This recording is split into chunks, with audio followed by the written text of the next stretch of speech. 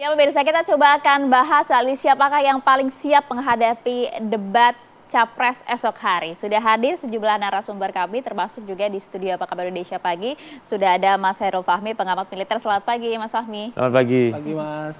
Dan juga sudah hadir juga ada Laksda TNI Purnawilan Ahmad Jamaludin, anggota Dewan Pakar Timnas Anies Mohaimin. Pak Jamal, selamat pagi. Selamat pagi, Assalamualaikum. Waalaikumsalam warahmatullahi wabarakatuh. Dan juga sudah terhubung melalui sambungan Zoom bersama kami ada Dahadila Simanjuntak, Wakil Direktur Juru Bicara TKN Prabowo Gibran, dan juga Ahmad Baidowi, Juru Bicara TPN Ganjar Mahfud. Selamat pagi, Bapak-Bapak. Selamat pagi, Assalamualaikum. Maria, Bayu. Waalaikumsalam warahmatullahi wabarakatuh. Mas Daniel. Ya pagi, saya langsung mau ke Mas Fahmi terlebih dahulu lah. Kalau kita melihat tema besok pertahanan keamanan, hubungan internasional dan juga geopolitik. Nah, paling tidak secara substansi gitu ya, apa yang diharapkan akan dibahas dari segi gagasan dan juga kebijakan dari ketiga capres tersebut, Mas Fahmi? Ya, mungkin akan lebih banyak didominasi ini ya. Isu pertahanan gitu ya, karena ini yang belakangan ini memang sedang jadi topik hangat juga. Nah, kita ingin tahu gagasan-gagasan para capres ini, terutama terkait dengan desain pembangunan postur pertahanan, terus kemudian hal-hal yang menjadi turunannya lah, soal modernisasi alutsista, soal bagaimana misalnya juga yang mungkin belum banyak disinggung soal pertahanan nirmiliter yang sifatnya soft defense lah begitu ya. Ini hal-hal yang penting untuk dilihat karena supaya jelas juga ya bahwa anggaran misalnya anggaran pertahanan itu bukan hanya digunakan untuk belanja alutsista tapi juga untuk hal-hal yang berkaitan dengan soft defense ya, atau hal yang berkaitan dengan pertahanan nirmiliter. Jadi itu kan anggaran ini ya? Iya, karena kemarin kan ada pertanyaan dari cawapres kubu paslon 1 kan, misalnya soal ngapain belanja pertahanan kalau nggak lagi perang gitu kan? Iya, nggak ada perang. Padahal ya itu tadi pertahanan nirmiliter itu adalah untuk memperkuat daya tahan kita sebagai bangsa. Oke, juga. kalau misalnya kita bicara soal pertahanan, PR yang masih besar buat Indonesia apa? Apakah dari anggarannya, strukturnya, pengalokasiannya, atau apanya? Semuanya. Jadi ini makanya kita kan perlu prioritaskan ya. Artinya komitmen dimulai dengan ketersediaan anggaran lah ya. Ketersediaan anggaran yang memadai itu penting supaya kemudian mau ngapain aja bisa gitu loh. Kita lebih leluasa lah gitu ya. Oke. Artinya amunisi mengenai tema debat besok harus kemudian juga dilontarkan oleh ketiga capres begitu. Oh ya, betul. Cuman kan debatnya nggak seru kalau kita diskusikan lebih awal di meskipun kita nggak ada bocoran ya dari KPU, saya belum tahu juga pertanyaan panelis kenapa kita nggak tahu ya.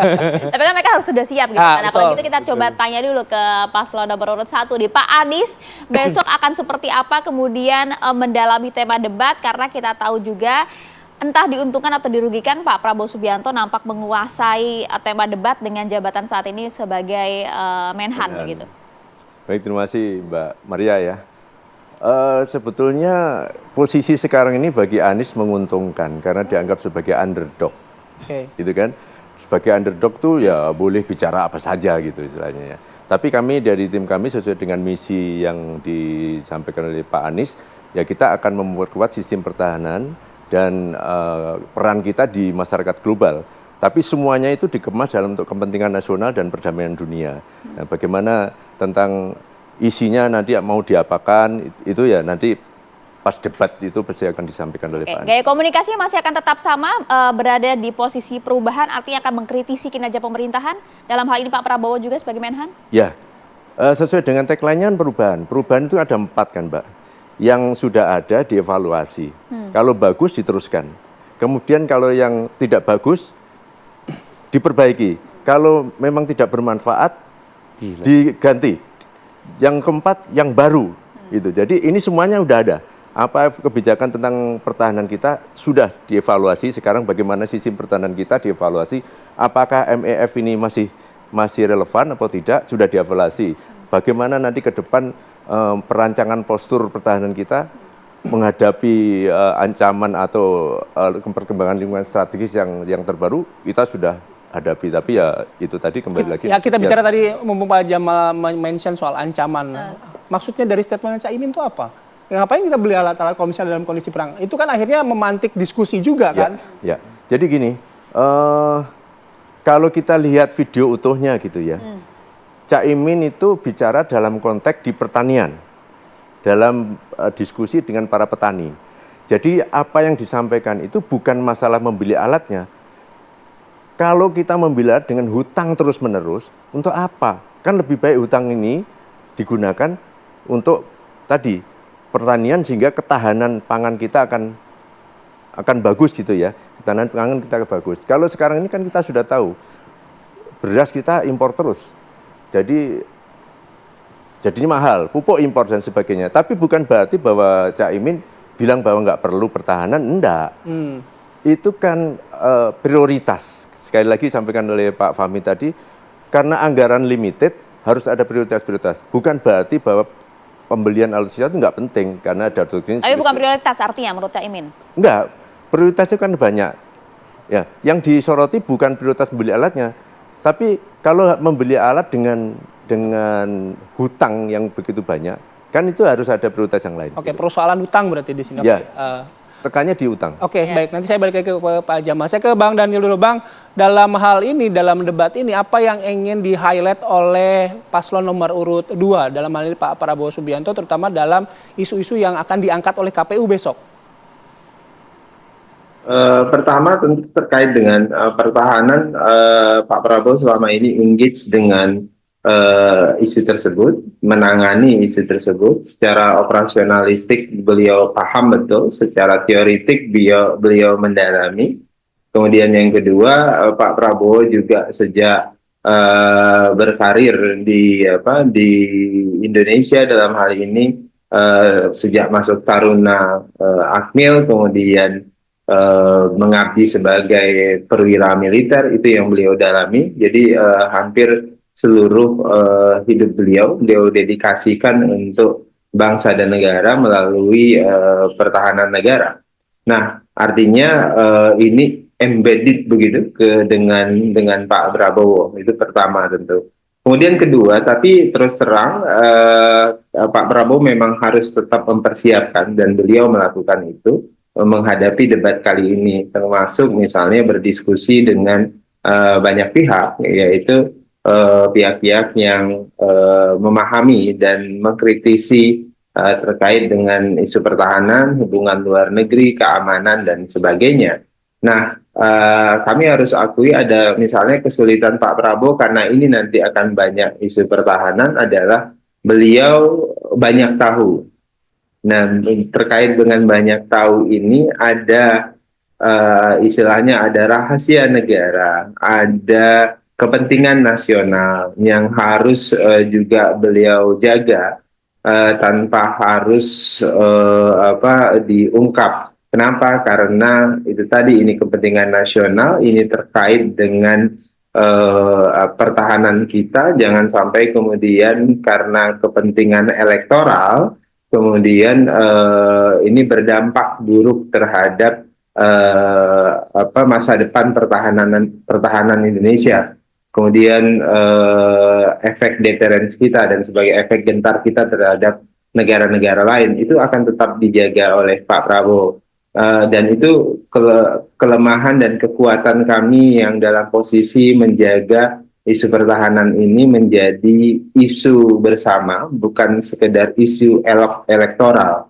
Nah, itulah yang mengkhawatirkan Pak Prabowo di satu sisi, kalau kemudian isu pertahanan yang seharusnya menjadi isu bersama, kemudian harus dijaga wibawa Indonesia di luar negeri, jangan sampai karena kompetisi elektoral ini dikorbankan. Jadi banyak hal lah, misalnya terkait dengan strategi atau eksistensi alutsista kita, kemudian misalnya terkait dengan strategi diplomasi kita dan sebagainya, yang sifatnya tentu ya, ada beberapa hal itu adalah rahasia dan sebagainya. Nah, jadi kami tentu berharap isu pertahanan ini menjadi isu yang tidak hanya sekedar bertujuan elektoral, tapi juga punya tujuan untuk menjaga Indonesia secara bersama, punya komitmen bersama untuk mendorong pertahanan Indonesia yang lebih maju dan lebih kuat. Kira-kira begitu, Mas. Mas Awi terlebih dahulu ya. Mas Awi menjawab soal isu pertahanan yang ingin di-highlight dari paslon nomor urut 3 apa? Apa mungkin yang berbeda ya dari 1 dan juga 2? Ya tentu kami memiliki diferensiasi ya dengan pasangan nomor urut 1 dan 2. Besok ada 3 tema utama, pertahanan, keamanan, hubungan internasional dan geopolitik. Nah, kami mulai dulu dengan tema tentang pertahanan. Tentu yang kita butuhkan adalah memperkuat sistem pertahanan kita dalam rangka pencegahan antisipasi apabila terjadi hal-hal yang tidak diinginkan di kemudian hari yang mengganggu kedaulatan negara kita. Sehingga penguatan terhadap alutsista kita itu terus dimaksimalkan. Tentu salah satunya dengan memodernisasi alutsista pertahanan alutsista kita supaya tidak kalah dengan negara-negara lain. Nah, orientasi kami modernisasi itu adalah tentu mencari, membeli, memproduksi terhadap alutsista yang baru. Kalaupun kita membeli dari luar itu bukan yang bekas. Kalaupun harus mengimpor, jangan yang bekas. Karena selama ini kebiasaan dari kita adalah mengimpor yang bekas-bekas. Asalkan budget disesuaikan dengan budget APBN-nya dan membeli tanpa melalui makelar, ya insya Allah masih bisa terjangkau. Yang berikutnya adalah bagaimana penguatan industri dalam negeri terkait industri pertahanan kita. Apa yang dilakukan oleh teman-teman PT Pindad itu sebenarnya sudah memiliki kemampuan baik dalam aspek pembuatan alutsista sejenis Panzer Anoa misalkan, dan juga akan diuji coba juga membuat tank dan senjata, bahkan diekspor juga. Itu menunjukkan bahwa karya anak negeri itu tidak kalah saing dengan karya-karya dari luar negeri.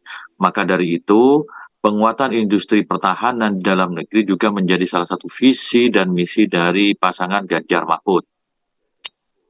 Oke. Baik, itu soal pertahanan ya. Ada 2 yang kita bahas mungkin setelah ini, kita harus jeda. Tadi soal utang, kemudian pembelian alutsista bekas. Nah, kita akan bahas lebih lanjut, tapi kami harus jeda terlebih dahulu. Kami akan kembali sesaat lagi.